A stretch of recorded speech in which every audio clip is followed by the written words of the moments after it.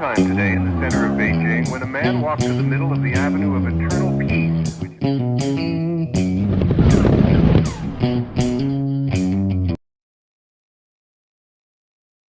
Well, all right. Welcome back to the Survival and Basic Badass Podcast, Kevin and Chuck. Today, we're going to talk about food when the power goes out, right? So things, things can get hairy. And so I kind of wanted to get back to the basics. We just did an episode on, how to turn the lights on when the power's out. Then we did how to find and store water. And now, back to the basics. Let's talk about food, right? Because food turns out like foundation of life kind of thing. It's one of those big ones, right? Like water and air, you need those. So we're going to break down to it about one, what you should be doing for your basics, but two, like, what do you do when it like gets cold outside and it's wintertime? We're going to cover it all. But make sure, this is your kind of thing. You like and subscribe. We always appreciate that. Let's jump right into it. So just real quick, Kevin, we always talk about a 2-week food storage should be the norm for everybody. I mean, obviously, people are like, oh, we need a year of food storage, and that's great. And we want you to get there. But like everybody should kind of have 2 weeks worth of whether food. you're Is a that prepper or not. doable? Yeah. Or is that even doable? Or what do you do in a normal pantry and without your long-term food storage or whatever? What do you do? Yeah, well, I think most people should at least have, a selection of canned foods, just basic stock of stuff that you use regularly, canned vegetables. Yeah. One of the ones that I think a lot of people don't pick up because it seems gross is potted meat, right? That's what they call it down south. Canned meats, canned tuna fish, canned chicken. Those are great things. I know people had spam recipes for you in the past. Yeah, I was talking trash about spam, and I got all sorts of hate mail over it. But yeah, I'm not a fan. Not a fan of spam. But I mean, anything like that. I mean, anything canned stuff that you would normally use. Spam isn't on that list, but no, it's not on your list. Who doesn't like a tuna fish sandwich? Chicken salad sandwich. Who doesn't like that? I mean, Kevin, that should be that's stuff. my Yeah, guess. commies. That should be stuff that you have in your cabinet, regardless. Canned vegetables. I know I've got a stockpile for years on canned corn and canned green beans. I draw the line at canned asparagus. That just seems. I haven't eaten it. I don't know, but it just seems gross. Oh, my wife just bought a ton of asparagus plants, like already growing. Growing, but like they came like dried, over the, you know what I mean, where they're just like dry roots and you just drop them in. And so yeah, we're excited about that. Like, dude, like hundreds of we got like rows, like a 30-foot row of asparagus. So we're not messing around anymore. But anyway, so one of the big things with that is you want to have stuff that your family wants to eat. Right. So that's where they talk about, buy things in redundancy, like when it's on sale or when they have the buy one, get one or whatever like that. You just buy the extra of your normal staples. It's cool that people want to eat fresh all the time, and that's how it should be. I love that life. But, it's not everybody can go to the grocery store every 3 days. And obviously, if you have a big garden, then you don't have to worry. You got 2 weeks in the garden. We could talk about that a little bit. But, buy things that you're going to eat. And like Kevin said, you could add pancake mix to that would be a big, extender. I mean, honestly, you can buy the big bag for $10 at Sam's Club. That's going to be 2 weeks of breakfast right there, Right. Oatmeal is another one that stores well. You know if what I mean? You get the big containers of the oatmeal. Absolutely. If you do the crappy corn syrup, that stuff's like nothing. I mean, it's like $3 for the gallon jug or whatever at Sam's Club. That's no big deal. Again, we all want to be healthy. I get that. And you find a way to incorporate these things. It just takes a little more outside the box to have long-term healthy options and maybe just a little bit more money. Mhm. That's how it comes down to. Everything Right. is time, money, and like Yeah. that. Yeah, dried beans, dried rice, those are all great things that you can just stick it Keep in on a the container shelf and forget forever. about it. Yeah. And honestly, a lot of those carry a long time. Mhm. Um, but even having an extra loaf of bread in the freezer or something, every time, maybe being able to bake bread, right? Maybe you Right. have the flour and the stuff where you're like, hey, I'll be able to bake 3 loaves of bread if things, go south. And then that'll extend our time, right? That way you're getting nice, fresh, healthy, good stuff. Right. And yet it's still Right. And something if you store preserved, flour properly, you can store right? it for a long time. A long time. Same with sugar. So let's get into it. So when people think survival and off grid, they're not thinking, oh, I have a pantry full of food. You guys were hoping for, well, what do I do when the power's not coming back on? Right. Right. It's Right. been 2 weeks 2 weeks is great, but and now I got a big problem, right? As Mhm. preppers and survivalists, that's the big, like the scary question. Yeah, and the truth What do is, I if do you're long term? listening to a prepper podcast, you probably already have 2 weeks of food. I hope so. That's not your issue. Right. Um, So let's jump into it. Yeah. What do we do, Kevin? How am I going outside my house and mhm. finding food? Yeah, well, one of the big ones that I think is overlooked by a lot of preppers is foraging. Mm, Um, and foraging can be tricky. It's yes. if you can't just like learn, basic foraging, you know, on the fly, you know, and every place is different too. If you live in Alabama, it's going to be completely different type of foraging than in Minnesota or Spain or Ireland. Absolutely. So one of the big things, a lot of the local areas offer classes and Hmm. tours you can do, and it might not be like that local, right? Like they might not have a guy who does a class in your town, but you probably have one in the next county or something like that. Now, Kevin's in New York, and New York City, where people don't really think of foraging, to be honest. They might Hmm. think of dumpster diving. That's kind of Yeah, like foraging, but it is. It's the you city don't think version. of, yeah, it's the city version. But there's this guy, Wild Man Steve Brill. He actually runs classes, and you can find his website, and he gives tours. I checked, he's still doing it. Yeah. And there are tours scheduled right now that you can sign up for in New York, where he takes you to Central Park. They had one in Long Island he had coming up, and they go around Central Park and they basically put together a meal. But I understand we maybe don't all have time for, hey, I can't go do a foraging class. Although I got to say that's kind of a cool thing to do, especially if you do it local to you. Right. Now, he offers an app that you can put on your phone, and you just go through like by name, and he shows you a picture, what it looks like, how to cook it, and that kind of thing. There's a bunch of apps. There's ones where you can just take a picture of any plant and it tells you if it's edible. That's not him. Hmm. Um, but there's things out there that you can do, a bunch of cool apps that you can put on your phone.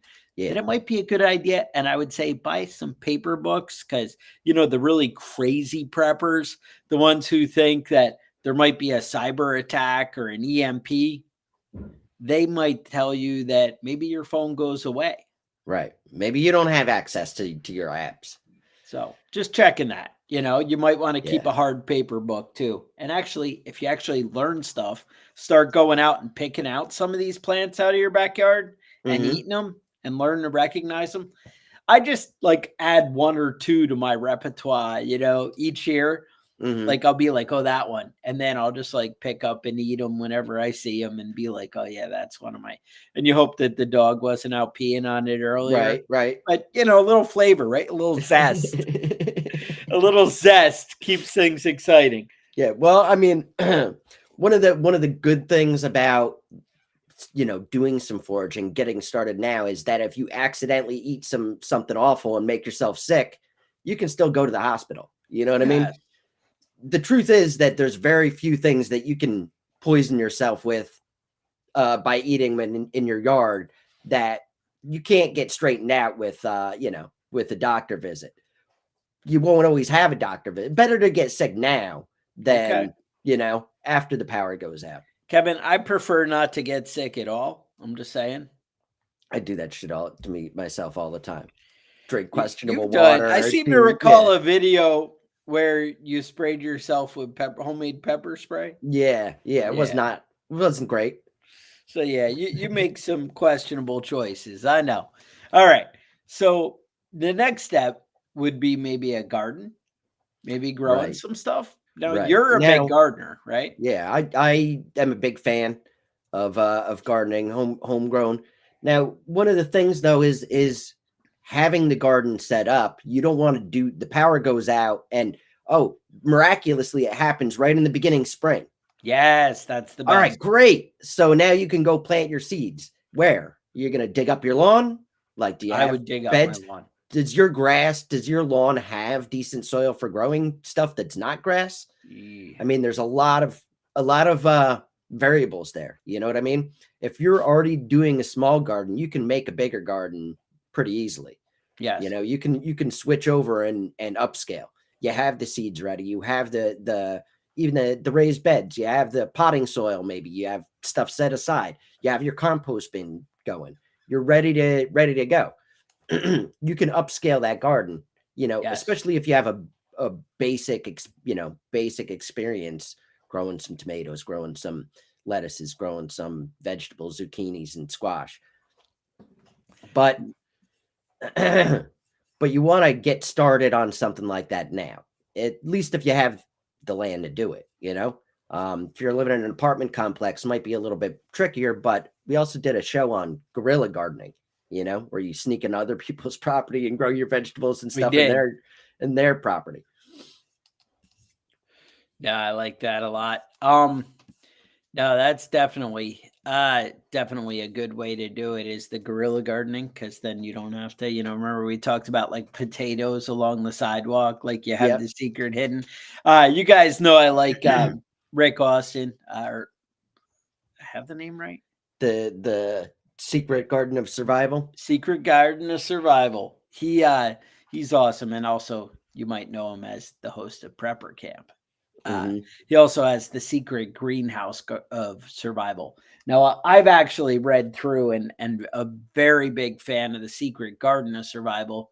I've purchased the Secret Greenhouse of Survival, but I haven't read all the way through it yet. I have to dig deeper into that one and find out if that's really going to be the trick. But I do know that I am a big fan, and he's got some great gardening ideas on that. Now, there's a lot of things check out like Rick Austin's books. He's and got some great stuff. He really does. He basically has it where it kind of takes care of itself, which is nice. Like, he's got. They had him on. He was actually on Doomsday Preppers back in the day, and they have him going out with like 5-gallon buckets and just filling them with fruit and vegetables. And if you can and preserve, you can have abundance for all year long.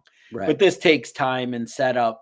And his cool thing is you don't even recognize it as a garden. Like you look at it and it's just like, oh, that guy's yard. Somebody comes in and takes this guy's food storage, and it doesn't matter. He's going to the backyard. He's still going to live, right? He's got it worked out. The cool thing too, there's a lot of plants, a lot of root vegetables, a lot of lettuces and things that will really carry on into the colder weather, into the fall. Yeah, carrots and potatoes are great for that sort of stuff. You can dig them up almost any time of the year, and you're good to get go into the ground. Sometimes you get frozen down there pretty good, but no, absolutely. So the next thing I would say, so we have gardening, we have foraging. Kevin, what do we do when it starts to get cold out, though? What happens when my garden? There's no garden, nothing coming up anymore. It's too late in the year. I guess we could extend it with the greenhouse, right? Yep. And you could do cold frames. Again, those things let you start early and they let you end late, but then it kind of runs out. Right. And what do we do? Right. And if you have to build a greenhouse on the fly, you can do it with some clear plastic and some PVC pipes and whatever you've got around. You can make a little greenhouse, my plan is to look make like trash, but you know what I mean? Right. Who cares? My plan is to make a cold frame out of the car. Just use Mm. the windshield and kind of And line your vegetables up on the up along dashboard. the dash. Yeah, that's how I imagine it. That's how Yeah, it is yeah. in my mind's eye. All right. So anyway, so what do we do when it gets cold and those things aren't grown out of the ground? Or what happens when things go bad in the wintertime? Right. Right, So, right. all right. So number one, the first thing everyone's like, well, I'm gonna go hunting. Are you gonna go hunting, Kevin? Yes. Everybody's gonna go hunting. Yeah, that Everyone that owns a gun, even people that have never hunted in their lives are gonna go hunting. During the Great Depression, 80% of the white-tailed deer were gone, just disappeared. You that's know, crazy. just poaching and hunting. Because the thing is, in a situation like that, you're not worried about like repopulation. You're not concerned about, well, oh, I only get 8-point bucks and above. You're Yeah. not doing. Nobody No, gives a shit about that's that. not your role. No, you shoot a little baby, you shoot anything, and Dude, everyone will be doing that. it So just I mean, takes one buck. You can have one buck with like 30 does out there, and he's like, I got it covered. Don't worry about it. mhm. That Yeah, I mean, happens. population will bounce back eventually, but it's Right. not, it's not going to be easy to find after the first, maybe No, month. because you don't They're going to have be 30 hard. does at that Right. point, and that's the Hmm. problem. I was gonna Exactly. make a reference to rural communities and what people do, how it only takes one buck to, but anyway, um, moving right along.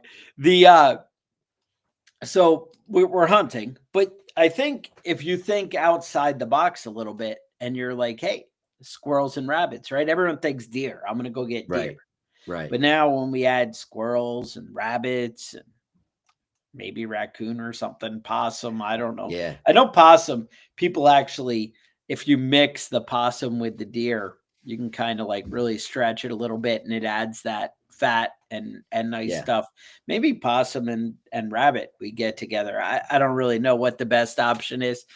You got to watch some Duck Dynasty maybe for the best recipes on that. I know they have Yeah. books on squirrels and whatever.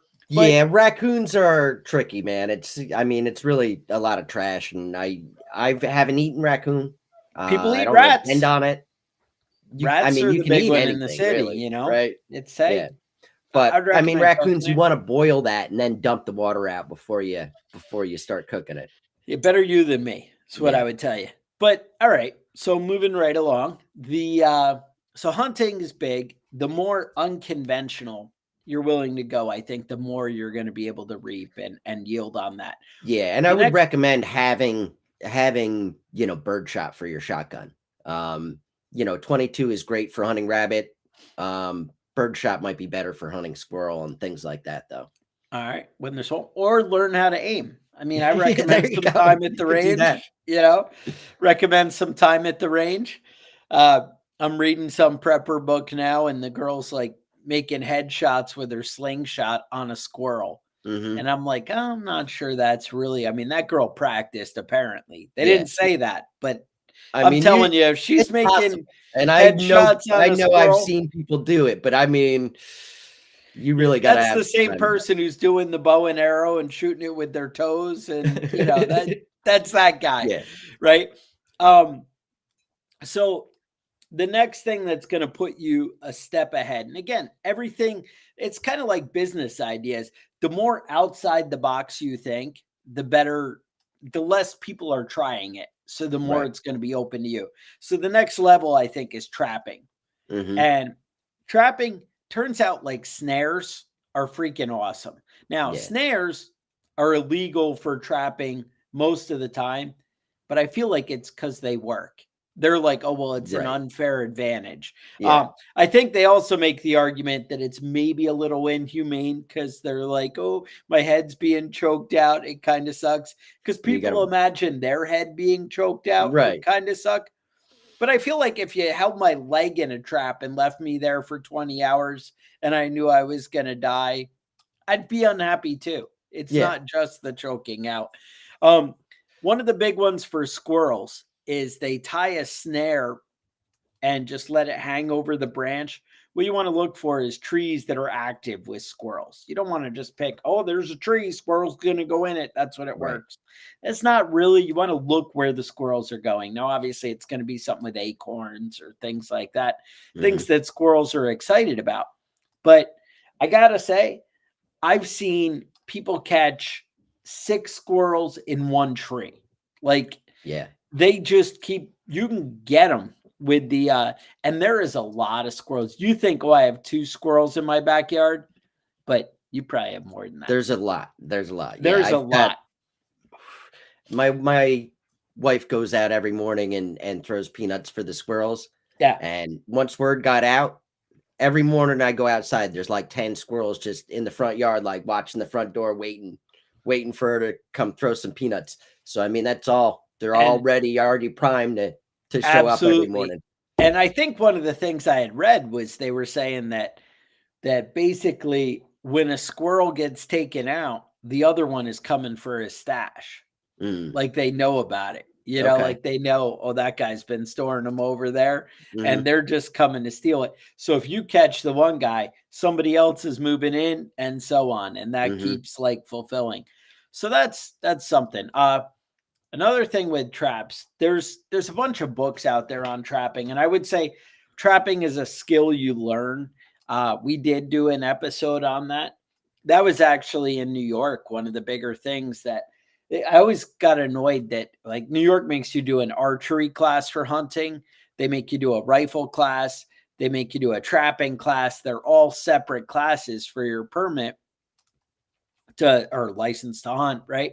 But they never taught you anything. Like all the classes were like, don't shoot somebody, don't shoot somebody, don't shoot, which is good. I mean, that's important. But they also, it would be cool if you were like, hey, you need to keep your mouth shut when you're out with the deer. You need to not put on the cologne or smoke the cigar while you're out hunting the deer. Right. It's weird though, because you watch those movies with the 50s and stuff, and they're chugging beer and smoking cigars. And I don't know how they do it, but I haven't been able to do that. I actually haven't tried smoking a cigar while I'm hunting, but maybe I should. Maybe you should give it a go. Still be enjoyable. I don't know. You know, I don't know what I'll find. But with that, my point is experience. You realize, like, I gotta say, when I started hunting, I found I had to be further back from the animal because I'm too fidgety and noisy. And so I just had to learn to be a better shot, right? So that I can be far back that he's not going to hear me or smell me. Learning things about being downwind or upwind, you know, those things matter a lot. And you have to, you know, be aware of what's going on there.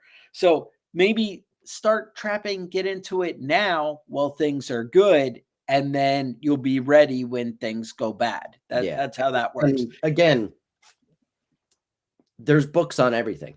Yes. You know, one of my favorites. Yeah. Ragner's 10 Best Traps is awesome. I know that was available on Amazon. That's where I bought it.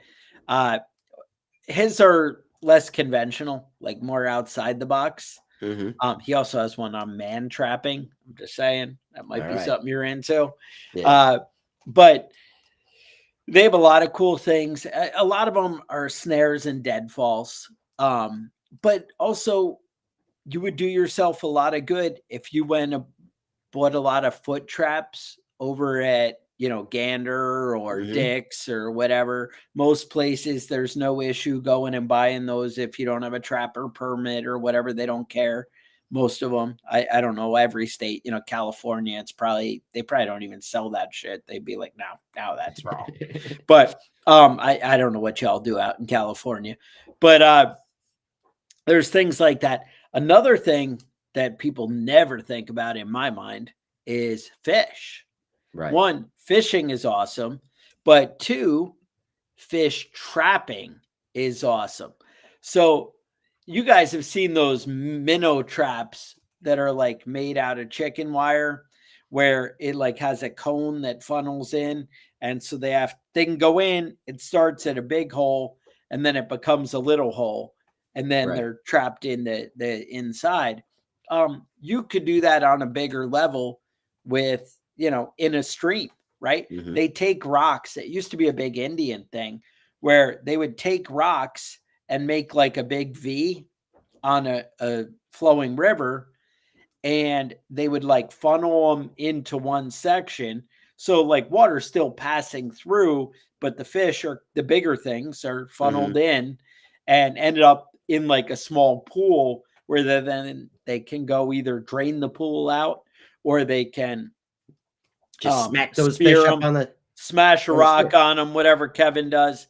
Now, again, all these trapping things, snares, a lot of these, they're called a weir, I believe is the trap where it's a V and you put it in there. Right. But they most of those are illegal all the time, but they're not illegal when the world ends. Right. I'm just Right. saying, if the government isn't coming to help you, they're probably not coming to yell at you about your trap. Yeah, I think a lot of people in survival situations overlook fishing, especially if you don't have like a pond or a lake right on your property. You don't even think Yeah. about it.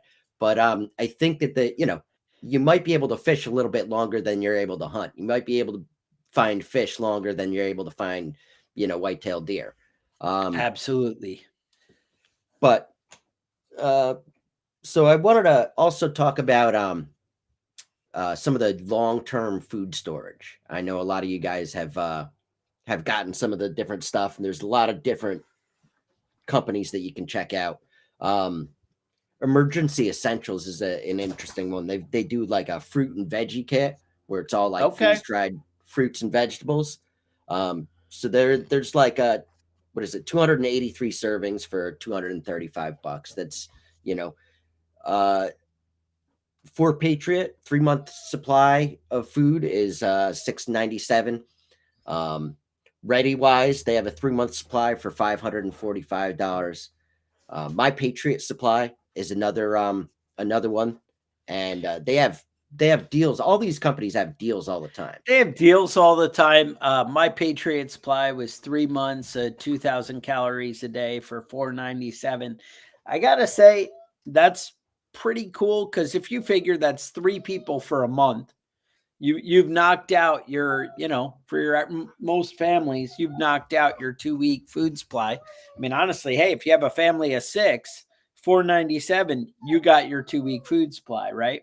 Right. So my dog is whining. I don't Yeah. understand. So yeah, but It's I a mean, desperate time regardless, here. with all these things, do a little bit of research because some of these companies will say it's a 6 month supply, but that's 1,000 calories a day. Like you're already Yes. at half rations. Right. Some of them just taste like straight shit. Ooh, Be honest with you, some of them are fucking awful. Kevin, And such harshness. you might want to like do a little bit of research. You don't want to be eating cardboard for 6 months at half calories. No, Um, absolutely. and when you So see those 6 month supply, that's for one person. That's not, your that's not your family whole for 6 family. months. Right. Yeah. So you need We to have a just year of food supply. I bought a year, Kevin. for me, Bought a year. you guys are on your own. Yeah. Yeah. But that's the thing. I will say, I mean, I know I've been a big proponent of this for a long time is buying a big bag of rice keeps bellies full. Right. It's not protein, but you don't have your kids crying that they're starving to death Hmm. when you have 50-pound bag of rice. And a 50-pound bag of rice is pretty cheap and Mm. goes a long way. And I Plain gotta rice say, again. if Yep. when you look at like the 30-year shelf life food storage, your bang for the buck, you're actually can do really good going and buying the pancake mix at Sam's Club and throwing it out every 2 years and for all Uh-huh. the calories. And then it goes, past that. So just think about that. You could maybe do good, but if you're like a set it and forget it kind of guy, then that's where the long term becomes huge, right? Right. I did put a link in the show notes that's going to get you guys, discounts and good things and help support the show, that kind of stuff. But you need to you need to plan ahead. This is the stuff you buy beforehand. The foraging books are something that you buy before the lights go out, right? Right. Going and getting familiar with what's in your yard. And honestly, sometimes when I'm out cutting the lawn, I'm like, hey, there's something useful over here. And I start leaving a bigger area, and you let that one thing thrive, in your property. Right. And then they end up escalating. Like somebody, I think, must have planted raspberries, blackberries, something in on my property. And when I got there, there was like a bush, and I just kept like cutting around it with the lawnmower instead of running it over like I would normally do. It took my wife yelling at me a few times. But I mean, it's after good. You that, got to trim it every once in a while. yeah, You know what I mean? But after I learned the technique of driving outside, because I'm like, it's all got to be the same height. Right, right. She'll tell you how I think, and she tells everyone. And but you need to when you start letting it grow. Now I have like 50 bushes, and it's like a 20 by 20, right, section of berry bushes, and it was just because I left it alone. Three raspberry bushes about 10, 15 years ago, and now I've got a huge section of the yard is raspberries. Fruit and nut trees are so huge, like game changers on your property. If you're in the South, think nut trees. I don't know how well they do all in the North and stuff, but we can throw pecan trees and things like that. And I mean, if you realize the calories that you get out of nuts, it's amazing. Yeah. And you can really, they're so calorie dense and protein, and you can really up your stuff. But if you learn things like, hey, I have black walnuts, hey, I can boil that, or acorns, hey, I can, figure out how to get that. That's not something you want to figure out after the lights go out. Right, right. I have a bunch of oak trees on my property, and acorns taste terrible. Yes. If you treat them properly, though, they're not bad. You can make flour out of them. You can make a lot of stuff out of them. Right. But I mean, one of the things that you should really do is go around your property and identify the plants and the trees that you have on your property already, and think about what you might want to add. Plant an apple tree, plant a couple of apple trees. I mean, if I was in New York like Kevin, there would be a lot of apple trees on my property, because that's something, actually my property that I left in New York, I think I had 6 apple trees. Ask me how many apples I ate out of my tree in the entire 7 years. Squirrels, man. Squirrels get them before they're ready. Squirrels, man, all the time. I would say one of the secrets of the pros is to plant garlic around the base of your fruit trees. That really deters the deer. Right. Not so much the squirrels. Squirrels don't give a shit. Squirrels didn't give a shit. Those you just got to get out there with the gun, start popping heads. That's it. Kevin, that's horrible. But just make sure that you're eating the squirrels when you're shooting them in that. But maybe that's the thing, though, right? Maybe your garden, you're like, oh, that damn rabbit in my garden all the time. Well, turns out that rabbit could be dinner. And we didn't even touch on livestock. Kevin, livestock are a whole other game changer, but obviously it depends where you live and what you can do. Now, you guys have heard me push, and I do practice what I preach with rabbits. I have a lot of rabbits, and there's a lot of rabbits in my freezer. And that's kind of cool. That's a great meat source that's cheap and easy.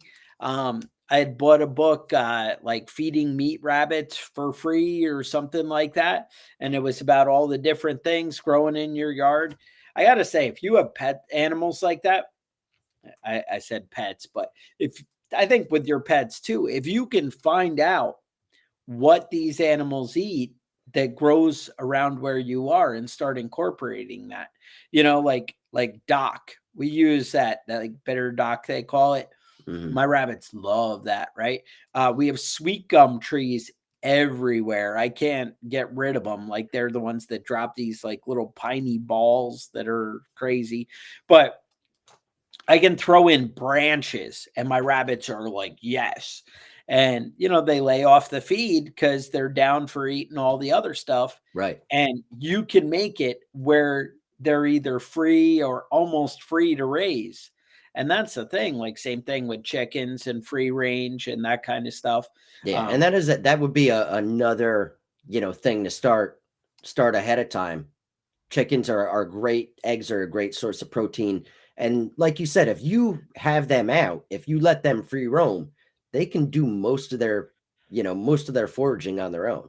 Exactly. Very little food. I've got a fox in the neighborhood that's been snatching up everybody's chickens, but mine are safe. My wife has like a murder of crows that live in the yard, and every time they start squawking, she goes out there and chases the fox off again. Well, that's it. You just got to be on top of it, right? Yeah. And can I recommend a thermal scope? Maybe not in New York, but the rest in free America. In free America, you can do almost anything you want. Yeah. You can do whatever you like. But yeah, I don't know. I don't even know if that's right. I'm sure there's certain times you can shoot foxes or something. I would never do it. I read in a movie. Read about it in a book once. Read about it in a book and saw it in a movie, something. One of the things, like, so the rabbits, I know with mine, my biggest thing is butchering takes time, right? Yeah. So it is a thing. I watch these videos and people are like, yeah, I just shake the guts. They come right out of the rabbit. I don't know about any of that. Mine, it takes a minute. Yeah, it takes some work. So butchering's the effort on mine. I would say I could have 3 times the amount of meat in my freezer at a minimum of what I do if I was more on top of it and faster. But I'm still butchering a lot of rabbits and like I said, now that I'm supplementing their feed with the different stuff that's growing in the yard, it makes it a lot cheaper and a lot easier to do. So that's something to be aware of. I do find it tricky to find people who sell rabbits that aren't the same people I bought rabbits from before, and trying to bring in new life and fresh whatever, so they're not all inbred and whatever. I don't know how much that's a big deal. I know they talk about illness and stuff like that comes with too much inbreeding or whatever, but that's a thing. But we do good with it. I like them. Thoughts? You're there? Yeah, I think that's about all we got for today. So the easy thing, remember the easy out is just buy some long-term food storage. My Patriot Supply, sponsor of the show. Put it in the show notes. Got a link for you. A lot of things going on out there. That's all I can tell you. Kevin? Yeah. I don't know. There's good. Weird comments that I'm trying to sort out. That's what's got me all thrown and distracted. You know how it is. Yeah. Anyway. That's all I got for today. You want to do an after show? I think we can do an after show. I have to point out the last after show got banned. Turns out that we'll talk about it on the after show. I'll tell you why. But so you got to stick around for the secret of the pros if you want that one. But otherwise, I would say stay safe, and we will talk to you guys next week.